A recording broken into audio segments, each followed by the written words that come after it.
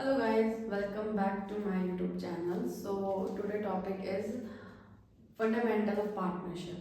आपकी जो बुक है अकाउंटेंसी आपकी जो अकाउंटेंसी बुक है चैप्टर फर्स्ट उसका हम स्टार्ट करने वाले हैं, जिसका मैंने थोड़ा सा आपको रिव्यू प्रीवियस वीडियोस में दिया है। तो अभी जो हमारे टॉपिक का नाम है वो है fundamental of partnership. Means that ये टॉपिक नहीं है, ये आपका चैप्टर है फंडामेंटल ऑफ पार्टनरशिप। तो हम इसे फंडामेंटल ऑफ पार्टनरशिप और पार्टनरशिप फर्म दोनों के बारे में थोड़ा सा पढ़ेंगे। ठीक है, अभी बेसिकली क्या है कि जैसे कि फंडामेंटल होता है कि इंपॉर्टेंट बातें कुछ आपको जो पार्टनरशिप फर्म है पार्टनरशिप है उससे रिलेटेड कुछ बातें आपको पता होनी चाहिए, जिसके हेल्प से कि हम क्या है क्वेश्चन सॉल्व करने में हमें इजी रहे। ठीक है, तो सबसे पहले अगर बात करें कि आपको मीनिंग ऑफ पार्टनर, पहले हम बात करते हैं पार्टनरशिप की। तो सबसे पहले हम पार्टनरशिप में क्या है आपको मीनिंग पता है कि जब बहुत या टू एंड मोर पर्सन मिलकर जब कोई भी बिजनेस स्टार्ट करते हैं तो उसको क्या बोलते हैं पार्टनरशिप। कि when two and more person are together for a purpose doing a business, कि जिनका पर्पस है कोई भी बिजनेस स्टार्ट करना, तो उसको हम बोलते हैं पार्टनरशिप। ये रिटर्न में एग्रीमेंट होता है। ठीक है, तो जो पार्टनरशिप है उसका हमें मीनिंग पता है, तो मीनिंग हमें क्लियर है कि मीनिंग होता है क्या है उसका। ओके, अब हम बात करने वाले हैं कि कुछ इसके फीचर्स की। देखो पार्टनरशिप जो होती है मतलब मीन्स दैट पार्टनरशिप फर्म, उसके क्या फीचर्स होते हैं। तो सबसे पहले इंपॉर्टेंट फीचर्स में याद आता है कि यहाँ पे कैपिटल ह्यूज अमाउंट में आपको मिल जाती है। ह्यूज कैपिटल हम यहाँ पे लिख देते हैं ह्यूज कैपिटल, कि आपको ह्यूज अमाउंट में जो कैपिटल है वो मिल जाती है। दूसरा, आप लाइबिलिटी को शेयर कर सकते हो इजीली, क्योंकि जितने ज़्यादा लोग होंगे उतनी ज़्यादा लाइबिलिटी शेयर्स होगी। तो आप लाइबिलिटी को इजीली क्या कर सकते हो, शेयर। तो आपकी जो लाइबिलिटी का जो बर्डन है कम हो जाता है। एक तो हो गया कैपिटल यूज होती है, लाइबिलिटी रिड्यूस हो सकती है। फिर you can divided liability each partners, जितने ज्यादा पार्टनर होंगे उतनी ज्यादा कैपिटल होगी, उतनी ही ज्यादा लाइबिलिटी क्या होगी, डिस्ट्रीब्यूट होती जाएगी पार्टनर्स में। और क्या बोल सकते हैं कि जो इसके और क्या बेनिफिट है कि इसके अंदर मल्टीपल आपके पास क्या होगा, फंक्शनल करने के लिए मल्टीपल टैलेंट हो जाएगा, मल्टीपल माइंड सेट हो जाएगा। क्योंकि बहुत सारे अगर दो से ज्यादा नीड होती है पार्टनरशिप में, 20 भी हो सकते हैं, 30 भी हो सकते हैं, तो उन सबका ही मल्टीपल क्या माइंड इसमें वर्क करेगा। तो हम बोल सकते हैं कि वो मल्टीपल कि आपको मल्टीपली उसके मतलब आपको बेनिफिट्स मिलेंगे। ठीक है, तो मल्टीपल आपको उसके बेनिफिट्स मिल सकते हैं कि जिसमें कि क्या है कि किसी के पास हो सकता है कि मल्टीपल आपके यहाँ पे हम दो मैं एम निकाल देती हूँ कि भाई किसी की अकाउंट्स अच्छी है, काफ़ी अच्छे से अकाउंटेंट करना जानता है, तो उसके अकाउंट अच्छे है तो अकाउंट अच्छे से संभाल सकता है। और एक मैनेजमेंट है किसी का अच्छा है तो मैनेजमेंट में हेल्प कर सकता है। ठीक है, क्योंकि हर किसी पर्सन के अंदर ना अलग अलग क्या होती है, क्वालिफिकेशन होती है, अलग अलग क्वालिटी होती है। हर किसी एक पर्सन के अंदर कुछ क्वालिटीज होती है, तो वो क्वालिटी सब अपने यहाँ पे यूज कर सकते हैं। तो मल्टीपल माइंड सेट आपको यहाँ पे मिल जाता है। देन उसके बाद आप ऐसे अपनी तरफ से और भी बना सकते हो इसकी कैरेक्टरिस्टिक्स। तो एक ये कि दो, और इसमें सबसे इंपॉर्टेंट इसमें टू एंड मोर पर्सन होना इंपॉर्टेंट है। टू और मोर पर्सन इसमें होने मतलब टू एंड मोर पर्सन से ये क्या है स्टार्ट होती है, एटलीस्ट टू। एंड कल भी आपको मैं बताया था, फिर से मैं रिकॉल कर देती हूँ कि अगर प्राइवेट कंपनी है तो उसमें देखो मिनिमम सब में टू चलती है, चाहे प्राइवेट हो चाहे वो आपकी पब्लिक हो, मतलब गवर्नमेंट जिसको चला रही है, तो दोनों में मिनिमम टू ही चलती है। पर गवर्नमेंट कंपनी अगर है तो उसमें 50 ही पार्टनर्स हो सकते हैं, पर प्राइवेट कंपनी में 100 ही पार्टनर्स मीन्स दैट उसके 100 पार्टनर्स हो सकते हैं। और बैंकिंग में सिर्फ 10 होते हैं ज़्यादा से ज़्यादा, एक बैंक जो बिजनेस है। तो एक ये हो गया, दूसरा ही रिटर्न एग्रीमेंट होना चाहिए, क्योंकि और एक हम कह सकते हैं कि रिटर्न एग्रीमेंट होता है तो काफ़ी आपके लिए बेनिफिशियल है, क्योंकि जो रिटर्न एग्रीमेंट होता है उसके हेल्प से क्या है कि जो आपके फ्यूचर में कन्फ्लिक्ट होने के चांसेस लेस हो जाते हैं, कि आपस में जो लड़ाई वगैरह है वो नहीं होती पार्टनर्स के बीच में, क्योंकि हर चीज़ रिटर्न में लिखी हुई है पहले से। ठीक है, तो बेसिकली इसके आपने ठीक है कैरेक्टरिस्टिक्स की बात कर ली, ओके डन।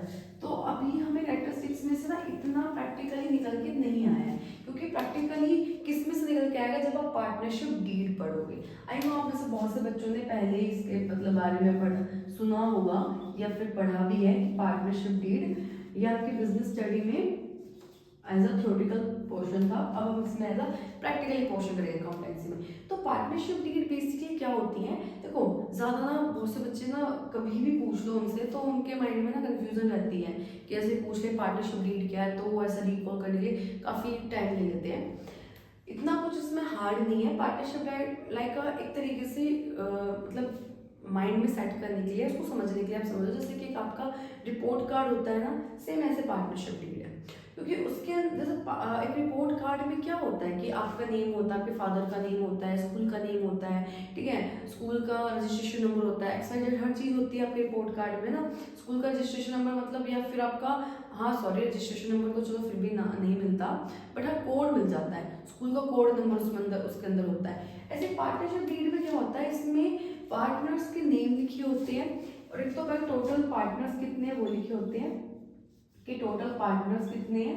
फिर उसके बाद आपका लिखा होता है कि हर पार्टनर्स के नेम लिखे होते हैं कि पार्टनर्स के नेम क्या है, उन पार्टनर्स के एड्रेस लिखे होंगे साथ में। देखो अब हमें ये चीज भी तो देखनी है कि पार्टनर को मतलब हर पार्टनर की कैपिटल लिखी होती है, कौन कितनी कैपिटल लाया है, कौन कितनी ड्रॉइंग कर सकता है। क्योंकि कोई अगर ऑफकोर्स कॉमन सी बात है, कोई बिजनेसमैन है तो जो पैसे लगाएगा इन्वेस्ट करेगा तो कैपिटल है, ठीक है, अपने बिजनेस से पैसे इन्वेस्ट कर रहा है। और ड्रॉइंग कब होगा, जब पैसे को विड्रॉ कर रहा है। तो फर्स्ट टाइम जब हम अमाउंट जो इंट्रोड्यूस करते हैं बिजनेस को कैपिटल होती है, बट जब आप सेकंड टू थर्ड टाइम उसको मतलब पैसे लगा रहे हो बिजनेस में तो इन्वेस्टमेंट होती है। हम जब फर्स्ट टाइम लगाते हैं पैसे तो वही कैपिटल होती है, फिर बाद में जो आप लगाते हो एज आपकी इन्वेस्टमेंट या आप उसको लिखते हो एडिशनल कैपिटल। ड्राइंग करते हैं, फिर उसके बाद ये भी लिखा होता है कि प्रॉफिट शेयरिंग रेशियो क्या है, कि हर पार्टनर की जो प्रॉफिट शेयरिंग रेशियो है वो क्या है, कितनी परसेंट रहेगी, सब पहले से लिखी होती है, ठीक है। साथ में कौन कितनी लायबिलिटी बियर करेगा, ठीक है। एक्स्ट्रा साथ में टाइप्स ऑफ पार्टनर्स कैसा है वो, टाइप्स ऑफ पार्टनर्स ये मैं थोड़ा सा आपको अच्छे से एक्सप्लेन करती हूँ कि टाइप्स ऑफ पार्टनर क्या होता है। देखो टाइप्स ऑफ पार्टनर क्या होते हैं, अलग अलग टाइप के पार्टनर्स होते हैं इसके अंदर। कुछ पार्टनर्स देखो जैसे हर टाइप इंसान का नेचर अलग अलग होता है ना, ऐसे पार्टनर्स ऑफकोर्स जब किसी भी हर एक ह्यूमन बीइंग का नेचर डिफरेंट डिफरेंट है, तो पार्टनर्स के भी डिफरेंट डिफरेंट टाइप्स होते हैं। फॉर एग्जाम्पल जैसे कोई पार्टनर एक्टिव पार्टनर है, क्योंकि उसको बहुत इंटरेस्ट है कि हर एक एक्टिविटी में पार्टिसिपेट करने का, हर एक एक्टिविटी को जानने का कि हमें कैसे हो रहा है, प्रोडक्शन फंक्शन कैसे हो रहा है, अच्छे से मार्केटिंग कैसे हो रहा है। तो जब फॉरेन कंट्री में बैठा हो बट वो अपनी हर डिटेल्स ले लेता है, तो उसे हम एक्टिव पार्टनर कहते हैं। कोई पार्टनर, जैसे मैंने अभी आपको बोला यहाँ पे समझाया था कि मल्टी, इसमें माइंड सेट मिल जाते हैं, मल्टी आपको टैलेंटेड लोग मिल जाते हैं पार्टनर्स में। तो कोई अच्छा अकाउंटेंट है तो वो अकाउंट्स में इंटरेस्ट दिखा रहा है, मतलब सारे अकाउंट्स में खुद से क्या कर रहा है उनको चेकआउट करता है, खुद से पार्टिसिपेट कर रहा है, उसका खुद का ये इंटरनली उसकी फीलिंग है, कोई उसको फोर्सली नहीं बोला गया है। तो अब वो जो अकाउंटेंट में वो पार्टिसिपेट कर रहा है तो उसको पार्टिसिपेंट पार्टनर कहते हैं। कुछ होते हैं स्लीपी पार्टनर। स्लीपी पार्टनर मतलब होता है कि जिन्हें ना कुछ नहीं पता कि एक्चुअली कंपनी है भी कहाँ कि, या मतलब ऐसा वैसा बोलते हैं स्लीपी पार्टनर्स को इतना नहीं पता होता, बट रियलिटी होती है स्लीपी पार्टनर्स में ये उनको ये नहीं पता होता कि हमारी एक्चुअल में कंपनी टोटल कितनी ब्रांचेस हैं, कहाँ कहाँ बिजनेस रन कर रही है, और एक्चुअल में कितना मतलब उन्हें टोटल प्रॉफिट कितना हो रहा है उन्हें नहीं पता, बस उन्हें अपने शेयर से मतलब है। तो वो स्लीपी पार्टनर्स होते हैं। एक माइनर पार्टनर होता है, देखो इसमें मैं आपको क्लियर कर दूं, माइनर पार्टनर वो होते हैं जो 18 साल से कम कोई पर्सन है वो एज अ पार्टनर बन सकता है, बट वो उसे माइनर पार्टनर इसलिए एक तो वो 18 साल से कम है इसलिए उसको माइनर पार्टनर बोलते हैं। दूसरा उसमें सिर्फ एक ये रहता है कि अगर आपको मैं बोलूँ कि माइनर, आपसे कोई बोले कि माइनर पार्टनर हो सकता है तो हम बोलेंगे yes as a minor partner हो सकता है, बट वो प्रॉफिट लेगा, लॉस नहीं लेगा, ठीक है, मतलब प्रॉफिट में ही शेयरिंग करेगा, लॉस में नहीं। तो एज अ पार्टनरशिप एक्ट के अकॉर्डिंग वो पार्टनर में कंसिडर नहीं होता, क्योंकि हम पार्टनर में उसको कंसिडर करते हैं जो प्रॉफिट एंड लॉस दोनों को बियर करे, दोनों को शेयर करे। ऐसे नहीं कि सिर्फ और सिर्फ प्रॉफिट को शेयर कर रहा है, लॉस को शेयर नहीं कर रहा है, तो ऐसे वो पार्टनर नहीं कंसिडर करते, ठीक है। बट हमने इसलिए मैं इसको एक अलग टॉपिक पढ़ते हैं माइनर एज अ पार्टनर, कि हाँ माइनर एज अ पार्टनर हो सकता है, बट ओनली वन केस कि जब वो क्या है, अगर वो सिर्फ प्रॉफिट में शेयरिंग लेगा। तो पार्टनरशिप एक्ट के अकॉर्डिंग वो इसमें एज अ कॉन्ट्रैक्ट में नहीं आएगा, हाँ, बट वो आप उसको बाद में लास्ट बता सकते हो कि हाँ कोई कंपनी में एज अ एक या दो माइनर पार्टनर है, जिससे कि सामने वाले जो भी पार्टी इंटरेस्ट जिस जहाँ पे रजिस्ट्रेशन करवा रहे हो तो को पता हो कि इस कंपनी में दो माइनर पार्टनर है जो कि लायबिलिटी को बिल्कुल भी बियर नहीं करेंगे। चाहे 2 है 3 है, जो भी आप मेंशन कर दोगे। देखो पार्टनरशिप डीड में 20 पॉइंट्स होते हैं, आपको 20 के 20 लर्न करने की जरूरत नहीं है। मैंने बेसिकली आपको ऐसा रिलेट करके समझाया ताकि आपको ये पेपर में एग्जाम टाइम तक याद रहे, ठीक है। तो अब ये अगर पहली बात तो आपके थ्योरी में अगर आ जाती है तो वो आते हैं लास्ट 4 से 8 मार्क्स में, तो 20 लिखने की जरूरत नहीं है। अगर आपको 10 भी लर्न है, 12 भी 10 to 12 लर्न है, तो आपको एक्सप्लेन कर दो बस। तो आपको जो मैंने पॉइंट दिए बस आपको बताना है कि नेम ऑफ द पार्टनर्स में कि सारे पार्टनर्स के नेम राइट डाउन होते हैं, एड्रेस में उनके एड्रेस पता होता है, साथ में उनकी बैंक डिटेल्स भी उनके पास होती है कि बैंक डिटेल्स जितने भी पार्टनर्स हैं सबकी बैंक डिटेल्स भी उनके इसके अंदर लिखी जाती है। एक और चीज जो अभी 2 से बनेगी, एक IOC और एक होता है IOD, मतलब हम कितनी इंटरेस्ट ऑन ड्राइंग उनसे लेंगे पार्टनर से और कितना इंटरेस्ट ऑन कैपिटल उन्हें पे करेंगे, ये सब चीज भी इसके अंदर लिखी होती है, ठीक है। तो IOC मतलब क्या होता है कि जब देखो जो कैपिटल आप लगा रहे हो उस पर इंटरेस्ट नहीं मिलता, फर्स्ट टाइम जो आपने कैपिटल इंट्रोड्यूस किया उस पर नहीं लगता, बट जब एडिशनल कैपिटल इंट्रोड्यूस कर रहे हो, एडिशनल कैपिटल आप लगा रहे हो, सेकंड टाइम पैसे लगा रहे हो बिजनेस में, तो उसमें आपको IOC मिलती है। मतलब कई बार पता है क्या होता है कि एक चीज और भी होती है IOC में कि कई बार क्या है कि पार्टनर्स लोन देते हैं फर्म को, कि जो पार्टनर्स है वो जो पार्टनरशिप है वो पार्टनर्स है वो फर्म को लोन देते हैं, तो फर्म उनको बदले में क्या देती है, इंटरेस्ट देती है एनुअली, ठीक है, हर साल उनको इंटरेस्ट पे करती है। ऐसे जब ओनर पैसे निकाल देते हैं फर्म में से, मतलब पार्टनर्स अगर अपने पर्सनल यूज के लिए फर्म में से कुछ पैसे विड्रॉ कर रहे हैं, तो जो हमारी क्या होती है आपकी जो एक कंपनी है वो उनसे एज अ IOD चार्ज करती है, मतलब इंटरेस्ट ऑन ड्रॉइंग साल में उनसे चार्ज करती है। अगर आपकी ये बात अभी बता रही हूँ, अगर आपके क्वेश्चन में दे रखा है, गिवन है कितनी परसेंट या इतने मंथ के लिए आपको IOC, अगर रेट ऑफ इंटरेस्ट गिवन है कि 6% लगानी है, 12%, 20%, तो ठीक है, गिवन नहीं है तो हम 6% एस्टिमेट कर लेंगे, और IOD में भी 6% कर लेंगे अगर आपकी पार्टनरशिप डीड में नहीं लिखी हुई, और प्लस में हम पर उसमें हाफ ईयरली का ही चार्ज करेंगे, इंटरेस्ट ऑन ड्रॉइंग फिर हाफ ईयरली का चार्ज होगा, फुल ईयर का चार्ज नहीं होगा। किस केस में, जब आपकी पार्टनरशिप डीड क्या है, साइलेंट है, उसमें कुछ भी नहीं लिखा हुआ कि भाई कैसे में चार्ज करना है IOD या कितने मंथ के लिए चार्ज करना है, ठीक है, ओके। नाउ अब इसमें हमारा थ्योरेटिकली जो आपका पोर्शन है ऑलमोस्ट क्या है, कवर है, ऐसा इसमें कुछ नहीं है कि जो अनकवर होगा। तो देखो पहले मैं आपको एक अकाउंट के बारे में बताने वाली हूँ, जो देखो पहले मैंने एक चीज आपको बता देती हूँ कि पार्टनरशिप जो होती है, पार्टनरशिप फर्म भी सेम वैसे ही अकाउंट मेंटेन करती है जैसे आपकी बाकी फर्म या कंपनी मेंटेन करती है।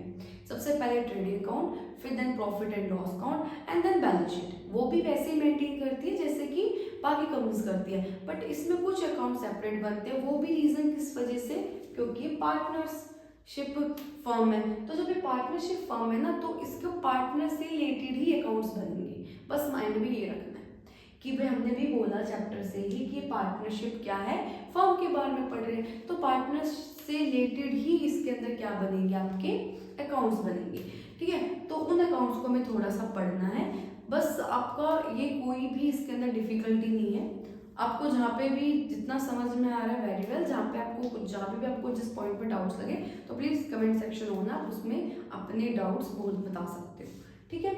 तो अभी हम स्टार्ट करने वाले हैं कि आपका इसमें थ्योरेटिकल पोर्शन कंप्लीट लगा बोल सकते हो आप, थोड़ा बहुत अगर रहता है तो धीरे धीरे जैसे जैसे प्रैक्टिकल करते जाएंगे, आगे बढ़ते जाएंगे, वैसे आपको क्लियर हो जाएगा, ठीक है। और ज़्यादा पैनिक होने वाली बात नहीं है, क्योंकि इतना हमें रट्टा लगा के नहीं चलना, हमें कॉन्सेप्ट को समझ कर चलना है। तो अभी आपको समझ में आ गया कि पार्टनरशिप क्या होती है, साथ में उसके कैरेक्टरिस्टिक्स मैंने एक्सप्लेन कर दी, नाउ पार्टनरशिप डीड एक्सप्लेन कर दी। अब हम बात कर रहे थे कि इसकी अकाउंटिंग करनी है, राइट, ठीक है भाई, हम इसकी अकाउंटिंग भी कर लेते हैं। तो अब पार्टनरशिप भाई हमने कहा कि कॉमन सी बात है, जो पार्टनरशिप यहाँ पे बना रहे हैं किस पर्पज से बना रहे हैं, प्रॉफिट के पर्पज से, क्योंकि सबका एक ही मेन टारगेट है प्रॉफिट, ठीक है। अभी प्रॉफिट आता कैसे, ये हमने पहले पढ़ा हुआ है। सबसे पहले हम बनाएंगे ट्रेडिंग अकाउंट एंड देन हम बनाएंगे profit and loss account, then हम बनाएंगे बैलेंस शीट, ठीक है, फिर उसके बाद से हमें प्रॉफिट मिलता है, ओके। अब मैंने कहा कि जो प्रॉफिट है वो किसके बीच में डिस्ट्रीब्यूट करेंगे, पार्टनर्स के बीच में। अब जब पार्टनर्स के बीच में प्रॉफिट डिस्ट्रीब्यूट करेंगे तो उसके लिए सेपरेटली हम अकाउंट ओपन करते हैं जिसको हम बोलते हैं profit and loss appropriation account. ठीक है, profit and loss appropriation account हम ओपन करते हैं, जिसको मतलब इसके अंदर आपका क्या रहता है बेसिकली कि इसके अंदर पार्टनर्स को अगर सैलरी, देखो अभी हमने यहाँ पे पढ़ा था कि कुछ पार्टिसिपेंट क्या होते हैं, पार्टनर्स होते हैं कि भाई वो अकाउंट संभाल रहे हैं। तो देखो कोई भी फ्री में तो अकाउंट्स नहीं संभालेगा, क्योंकि पैसे तो उसने भी लगाए, प्रॉफिट तो उसको भी इतना मिलना है जितना बाकी पार्टनर्स को मिलना है। तो क्या होता है कि हम यहाँ पे ये भी इसके अंदर आप ये लाइन लिख सकते हो कि हम इसमें ये भी लिख देते हैं कि किस पार्टनर को कितनी सैलरी क्या होने वाली है, कितनी सैलरी उसको मिलेगी। ठीक है, तो वो सैलरी उसको वो एक्स्ट्रा वर्क कर रहा है तो उसको वो सैलरी मतलब गेट करने के लिए भी क्या है वो मतलब अथॉरिटी है उसके पास, मतलब वो अपने ले सकता है क्योंकि भाई उसने वर्क किया है। बट ये चीज़ पहले ही मेंशन होती है पार्टनरशिप डीड में। तो अब जो ये प्रॉफिट है अब उनको हमें डिवाइड करना है ईच पार्टनर्स में। जब प्रॉफिट है, देखो बैलेंस शीट से प्रॉफिट आएगा लॉस आएगा, तो ये हमें दोनों चीज ही किसमें बांटनी है, हमें बांटनी है पार्टनर्स के बीच में। तो उसके लिए बनाते हैं profit and loss appropriation account. मैं शॉर्ट फॉर्म में लिख रही हूँ profit and loss appropriation account. और आप इसे शॉर्ट फॉर्म में मत लिखना, आपको ये पूरा लिखना है। एंड ये जो लेटर होंगे सारे अल्फाबेट, जो भी आपके अल्फाबेट है वो कैपिटल लेटर्स में होंगे। ठीक है, तो ये सेम आपको थोड़ा सा भी आज मैं अकाउंट्स को अच्छे से एक्सप्लेन कर दूँ डीपली, ताकि आप जब इसको प्रैक्टिकली स्टार्ट करेंगे तो हमें वो प्रॉब्लम मतलब सॉल्व करने में कोई भी कंफ्यूजन क्रिएट ना हो। तो पहले वो सेम जैसे आप बनाते आए हो कि फॉर्मेटिंग कर रहे हैं हम इसकी, तो debit and credit particular amount and same particular and amount. ठीक है, ये आपका बन गया। अब यहाँ पे देखो सबसे पहले मैंने आपको बोला है कि देखो जिस बच्चे को 3 गोल्डन रूल्स आते होंगे ना, personal, real, nominal. Personal debit the receiver, credit the giver, and real debit what's coming, credit what goes out. Third is nominal debit all expenses and losses, credit all income and gain. जिस बच्चे को तीनों rules अच्छे से आते होंगे उन्हें कहीं भी कोई प्रॉब्लम्स नहीं आने वाली। और अगर जिन बच्चों को ये 3 रूल्स नहीं आते हैं तो प्लीज़ आप मुझे कमेंट सेक्शन में बता सकते हो कि आपको 3 गोल्डन रूल्स नहीं आते, तो मैं उसके लिए स्पेशली एक वीडियो उसी 3 रूल्स पे आपके लिए अपलोड कर दूंगी अपने चैनल पे। तो पहले हम आते हैं अपने टॉपिक पे। तो profit and loss appropriation account जो होता है वो नॉमिनल अकाउंट का होता है, इसका नेचर जो है वो नॉमिनल है। देखो अब क्या बात है कि अगर हम पहले से हमें पता हो कि ये जो भी अकाउंट हम बना रहे हैं किस नेचर का है, तो उससे क्या होगा कि आपको उसे सॉल्व करने में इजी रहेगा। एक चीज मैं आपको और बता देती हूँ, चाहे वो ट्रेडिंग अकाउंट है, प्रॉफिट एंड लॉस अकाउंट है, या बैलेंस शीट है, या आपका ही profit and loss appropriation account है, साथ में अब जब हम किसके बारे में पढ़ रहे हैं, पार्टनर्स के बारे में। पार्टनर्स क्या लेके आ रहे हैं, कैपिटल लेके आ रहे हैं, तो हम कैपिटल अकाउंट भी बनाएंगे। अब आप कहोगे मैम ऐसे तो ड्रॉइंग भी विड्रॉ कर रहे हैं, देखो लेके तो ड्रॉइंग आ रहे हैं ना, है ना, तो जो चीज लेके आ रहे हैं ना उसके लिए अकाउंट बनाते हैं। तो उसके लिए वो अकाउंट कौन बना रही है, कंपनी बना रही है, मींस दैट पार्टनरशिप फर्म बनाती है।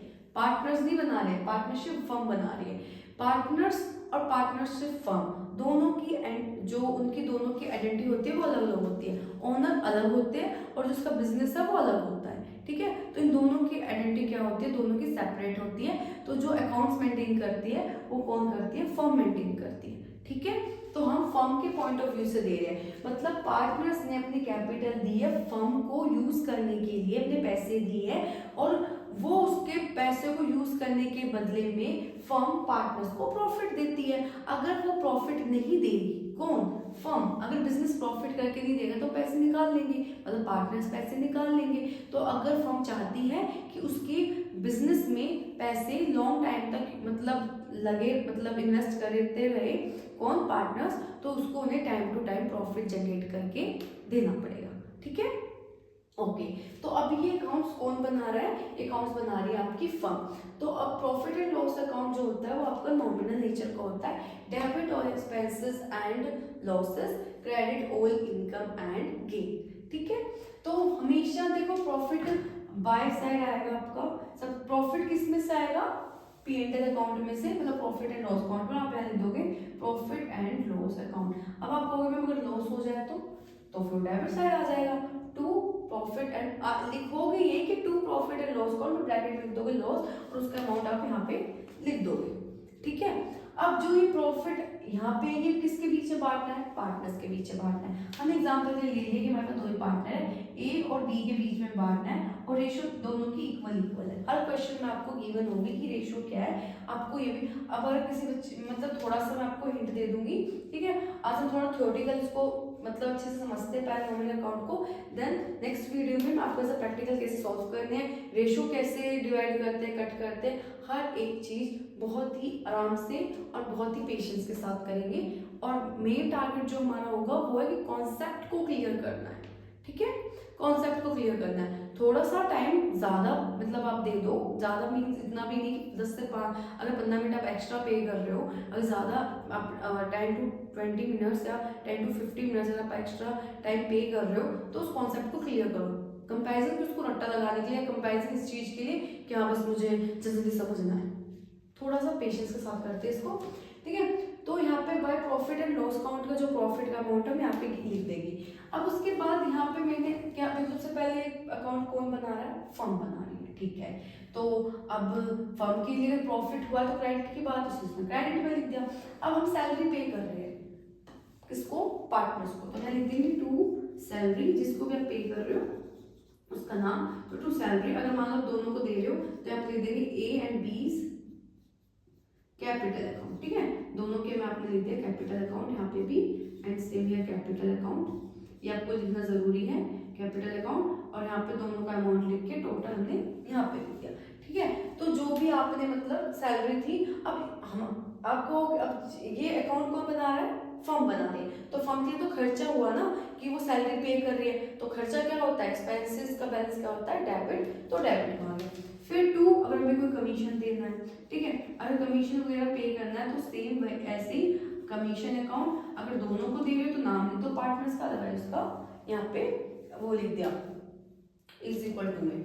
अगर आप क्वेश्चन में रिजर्व के लिए बोलोगे कि रिजर्व बांटना है तो आप यहाँ पे टू रिजर्व लिख दोगे। अब रिजर्व क्या होता है मैं आपको ये भी एक्सप्लेन कर देती हूँ, तो यहाँ टू रिजर्व अकाउंट आ जाएगा और to interest on capital account. अब इंटरेस्ट ऑफ कैपिटल बोल रखा है कि पार्टनर्स को इंटरेस्ट ऑफ कैपिटल गिवन कर रखी मतलब देनी है, तो इन्होंने दोनों पार्टनर की कैपिटल दे रखी होगी कि मानो 2 लाख रुपए उसकी कैपिटल दे रखी है, प्लस उन्होंने बता रखा होगा उस पर आपको 10% इंटरेस्ट चार्ज करना है। तो हर चीज ये क्वेश्चन में गिवन होगी, ऐसा नहीं कि अपनी तरफ से आपको बनाना है, तो डोंट बी पैनिक, हर चीज गिवन होगी। आज मैं जस्ट आपको थोड़ा सा इसको समझा रही हूँ इसकी फॉर्मेटिंग वगैरह कैसे होती है, ऐसा प्रैक्टिकली नेक्स्ट वीडियो में करेंगे। और आपको हम ऐसे 2 से 3 क्वेश्चन करेंगे, 4 से 5, ताकि आपको वो बिल्कुल ही अच्छे से समझ में आ जाए। ओके, नाउ अब नेक्स्ट चलते हैं। तो आईओसी क्या होती है, जो इंटरेस्ट ऑन कैपिटल होती है, तो ये मतलब फर्म पे करेगी ना पार्टनर्स को, तो उसका खर्चा हुआ तो डेबिट में आ गया। अब रिजर्व की बात करते हैं। देखो रिजर्व क्या होता है, रिजर्व एक हमारी अननोन लायबिलिटी के लिए बनाया जाता है, ये हमें पता है, बट रिजर्व के 2 टाइप्स होते हैं। एक तो पहले में थोड़ा सा करते हैं कि जो रिजर्व होता है हमें पता है कि कैसे मेक होता है कि एक अननोन लायबिलिटी है कि जिसको हमें नहीं पता कि भाई हो भी या ना भी हो, ठीक है, तो ये अननोन लायबिलिटी है। दूसरा, रिजर्व के 2 टाइप्स होते हैं, एक होता है आपके जर्नल रिजर्व। तो जर्नल रिजर्व जो होते हैं वो किसी भी कोई भी हमारे सामने कोई भी एकदम से मतलब सडनली कोई प्रॉब्लम या कोई एक इमरजेंसी क्रिएट हो गई तो हम यहाँ से पैसे यूज कर देते हैं जर्नल में से। बट अगर बात करें स्पेसिफिक रिजर्व की, तो स्पेसिफिक रिजर्व में क्या होता है, जिसके लिए बना है उसी के लिए यूज करते हैं। अब मान लो कि उस आपने जिस चीज के लिए स्पेसिफिक रिजर्व बनाया, जैसे फॉर एग्जाम्पल वर्कमैन, मैं शॉर्ट फॉर्म में लिख रही हूँ, वर्कमैन कॉम्पोजिशन रिजर्व, ठीक है। वर्कमैन कॉम्पोजिशन रिजर्व क्या होता है, देखो हर कंपनी में, हर फैक्ट्री में, मतलब हर कंपनी में क्या होता है, कोई ना कोई मतलब लेबर काम करती है, एम्प्लॉयज काम करते हैं, ठीक है। तो अगर एम्प्लॉयज और लेबर जब काम कर रहे हैं फर्म के अंदर, मीन्स कंपनी के अंदर लेबर और जो एम्प्लॉयज काम कर रहे हैं और उस ड्यूरिंग इन्हें कोई मतलब एक्सीडेंटली उनको कोई चोट वगैरह लग जाए, वो इंजर्ड हो जाए, ठीक है, तो उसके जो भी मेडिकल चार्जेस होंगे, हॉस्पिटल चार्जेस कंपनी ही पे करेगी। तो कंपनी से कहाँ से पे करती है, वर्कमैन कॉम्पोजिशन रिजर्व में से। मतलब क्या है कि कंपनी हर साल मतलब प्रॉफिट में से कुछ पोर्शन क्या बचा के रख लेती है, किसमें, रिजर्व में डाल के रख लेती है, ठीक है। फिर जब वो रिजर्व में उस पैसे को डाल के, देखो अभी वैसे इसका यहाँ पे इतना काम नहीं है रिजर्व का, ठीक है, इस चैप्टर में, इस बुक में है, इस चैप्टर में नहीं है, बट मैं आपको समझा रही हूँ क्योंकि आपके एज अ उसके अंदर फॉर्मेट के अंदर रिजर्व आप पढ़ोगे तो कंफ्यूज ना हो, इसलिए आपको पहले ही एक्सप्लेन कर रही हूँ। बाकी इसका जो काम है ना वो आगे होगा, तो फिर हम आगे बताएंगे। तो अभी मैं आपको थोड़ा इसको एज अ थ्योरी बता देती हूँ कि होता क्या है। तो जब भी अगर फ्यूचर में मतलब उनको कोई भी अगर उन्हें ड्यूरिंग अ टाइम जब वो काम कर रहे हैं ऑन द ऑफिस प्लेस, अगर उस काम करते टाइम उन्हें कोई भी चोट लग जाती है, वो इंजर हो जाते हैं, तो कंपनी कहाँ से, क्योंकि कंपनी प्रॉफिट नहीं छेड़ सकती, क्योंकि प्रॉफिट पे किसका राइट होता है, पार्टनर्स का। तो वो क्या करते हैं कि हर साल ना प्रॉफिट में थोड़ा थोड़ा अमाउंट निकाल लेती है, ऐसा अमाउंट जिससे कि ज्यादा इम्पैक्ट ना पड़े, ठीक है, और वो किस में डाल देते हैं, रिजर्व में। और वो फिर अगर कहीं किसी भी इम्प्लॉइज को वो इंजर्ड हो जाता है, कोई उससे मेडिकल इश्यूज होते हैं, तो वो यहाँ से उन्हें पे कर देती है, ठीक है। अगर मान लो अच्छी बात है कि भाई इस साल या आने वाले मतलब पिछले 3 सालों से किसी भी इम्प्लॉयज को कोई चोट नहीं लगी है, किसी के साथ भी ऐसे मिसहैपनिंग नहीं हुई है कि वो इंजर्ड हो, तो ऐसे में जो पैसा बचता है ना वो भी पार्टनर्स के बीच में डिवाइड हो जाता है। क्यों डिवाइड होता है, क्योंकि वो प्रॉफिट में से बना है, और प्रॉफिट पे किसका राइट होता है, पार्टनर्स का, मीन्स ओनर्स का। तो पार्टनर्स का राइट होता है, तो वो उनमें ही डिवाइड हो जाता है। ओके, समझ आ गया। दोबारा थोड़ा सा रिपीट करो कि जो आपका रिजर्व है वर्क में कॉम्पोजिशन रिजर्व, अगर किसी भी इम्प्लॉइज को कोई भी अगर चोट वगैरह नहीं लगती और वो पैसे बच जाते हैं, क्योंकि तो हम किस में बांट देते हैं, आपके पार्टनर्स के बीच में। और क्यों डिवाइड करते हैं, क्योंकि प्रॉफिट का ही पार्ट होता है, इसलिए हम उसको पार्टनर्स के बाद में पार्टनर्स के बीच में ही डिवाइड कर देते हैं, जो उनकी प्रॉफिट एंड शेयरिंग रेशियो होगी उसमें। ओके ओके, अब यहाँ पे एक आ जाता है by IOD, interest on drawing. अब इंटरेस्ट ऑन ड्राइंग इधर ये तो हमारे लिए मतलब इनकम हुई ना, फर्म के लिए तो इनकम है, क्योंकि उन्हें तो इंटरेस्ट मिलेगा, पार्टनर इंटरेस्ट देगी फर्म को, तो इसके लिए इनकम है, इसलिए हम उसे क्रेडिट साइड शो कर देते हैं। अगर देखो अब यहाँ पे जो टोटल आएगा, इसका जो टोटल आएगा और इसका जो टोटल आएगा, अगर डेबिट साइड का टोटल ज्यादा है और क्रेडिट साइड का कम, मींस दैट लॉस है, राइट। तो डेबिट साइड लॉस होता है ना, debit side loss and expenses होते हैं, मींस दैट लॉस है। और क्रेडिट, और अगर दूसरे केस में बोलते हैं अगर क्रेडिट साइड एक्सेस है तो प्रॉफिट है, मींस ये सिचुएशन आपकी लॉस की हो गई है और ये सिचुएशन आपकी प्रॉफिट की हो गई है, ठीक है। ओके, अब जब लॉस हो चाहो प्रॉफिट, डिस्ट्रीब्यूट किसके बीच में होना है, पार्टनर्स के बीच में। तो पहले भी सारी चीजें दे देते हैं, उसके बाद अगर मान लो डेबिट साइड ज्यादा है, मींस दैट लॉस ज्यादा, तो आप यहाँ लिख दोगे बाय लॉस। अगर आपका डेबिट साइड ज्यादा तो आप लिख दोगे by loss transfer to partners capital account, ठीक है। तो पार्टनर्स के कैपिटल अकाउंट में आप उसको ट्रांसफर कर दोगे, जिसमें ए है और बी है, ठीक है, उनके आप अकाउंट में लिख के यहाँ पे लिख दोगे जितना भी वो कम है, ठीक है। और अगर मान लो सपोज को क्रेडिट साइड ज्यादा है, मींस प्रॉफिट है, तो फिर इधर की तरफ आ जाएगा, क्योंकि मैं इक्वल करने हैं, तो यहाँ पे आ जाएगा to profit transfer partners capital account, ठीक है। तो जो भी अमाउंट यहाँ से कम होगा वो हम यहाँ पे लिख के पार्टनर से बांट देंगे। जैसे फॉर एग्जांपल आपकी सैलरी का अमाउंट है 20, कमीशन का आपका आ गया 10, और रिजर्व का आपका आ गया 40, और आयो से आपकी आ गई 10 की, ठीक है। तो टोटल कितना होगा, 20 10 40, तो 20 और 10 30 और 40 70 और 10 ऐड कर दिए 80, मतलब डेबिट साइड आ गया टोटल 80। अब यहाँ पे सपोज करो प्रॉफिट था आपका 120, आईओडी आपने ले ली 10, तो कितना हो गया 130। अभी ज्यादा है, क्रेडिट साइड ज्यादा है, क्योंकि यहाँ पे कितना है 130 है, और यहाँ पे कितना आपका है, मतलब मैं रफली लिख रही हूँ 80 है, तो 50 का डिफरेंट है, तो 50 के पार्टनर्स के बीच में बट जाएगी। अब इक्वल है, तो ऐसे आ जाएंगे 25 ए के में 25 बी के में, और टोटल बाहर आ गया 50, ठीक है। फिर इसका कोई काम ही नहीं, क्योंकि हुआ मतलब मैंने बताया कि जब प्रॉफिट के अब यहीं पर उल्टा लगा लो, अगर यहाँ पे ऐसा लिखा होता, ये दिया होता 50 और 60, तो अब 10 रुपए का क्या हो गया, लॉस हो, क्योंकि ये टोटल कितने हो, यहाँ तक कितने हुए थे 80, और ये कितने हो गए 60, तो 20 रुपीज का हमें क्या हो गया लॉस, तो 20 रुपए में से बांट देते 10 10 और 20, ठीक है। इस तरीके से तो बस यहाँ तक ही है कि आज मेरे को आपको यही बताना था इस चैप्टर में कि हम बेसिक क्या है। तो हमारा जो चैप्टर मेन टारगेट है वो यही होगा, profit and loss appropriation account. Then उसके बाद थोड़े बहुत से है एडजस्टमेंट टेबल वगैरह, पहले बहुत एक फ्लो में चलेंगे, समझ के कॉन्सेप्ट को, भागने की जल्दी नहीं है क्योंकि हमें सिलेबस खींचेंगे फिर हमारे पास टाइम है, ठीक है। बस ये कि हमें जो भी चीज़ समझे वो हमें कॉन्सेप्ट माइंड में क्लियर होना चाहिए। ओके, अगर आपको प्रैक्टिकली अगर ये समझ आया हो वेरी वेल, अगर अदरवाइज नहीं आया हो, मेरा मेन टारगेट था आपको एज अ थ्योरेटिकली से समझाना। तो अगर जो भी प्रैक्टिकली कल होगा तो फिर हम जब कल 2 से 3 क्वेश्चंस के एज अ प्रैक्टिकल करेंगे देन आपको क्लियर हो जाएगी, ठीक है। Okay, thank you so much for watching my videos.